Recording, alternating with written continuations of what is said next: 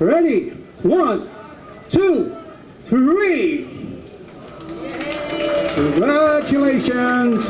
Formal na nga gibuksan ang 11 Super Health Center dinhi sa Central Visayas nga nahiluna sa Barangay Apas ning Dakbayan sa Sugbo. Matod sa Department of Health Central Visayas, mukabat sa 15 million pesos ang gigahin alang sa maong proyekto. Gibida sa Cebu City Super Family Health Center ang kompletong primary care facilities sama sa pharmacy, laboratory, ECG o ultrasound, X-ray ug dental room, consultation room, delivery ug operating room, ward ug uban pa.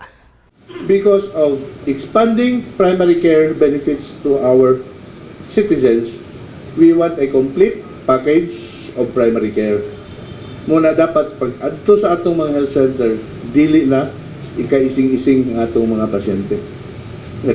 Diha mismo sa atong health center matubag ang mga panginahanglan sa pasyente o sa doktor.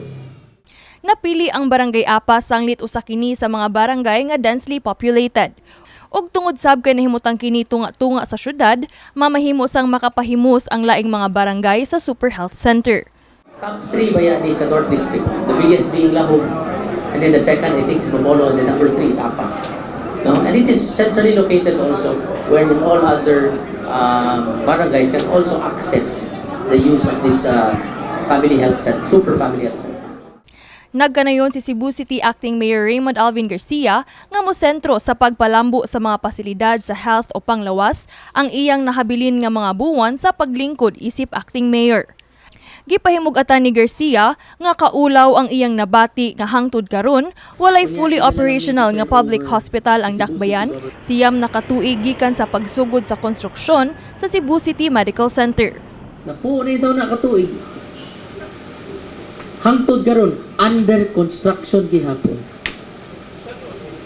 What a shame. We are a premium city not having a hospital that is fully functional and operational. The Father, the Son, and the Holy Spirit. Amen. Congratulations po. Kini si Queenie Joligon alang sa MyTV Cebu.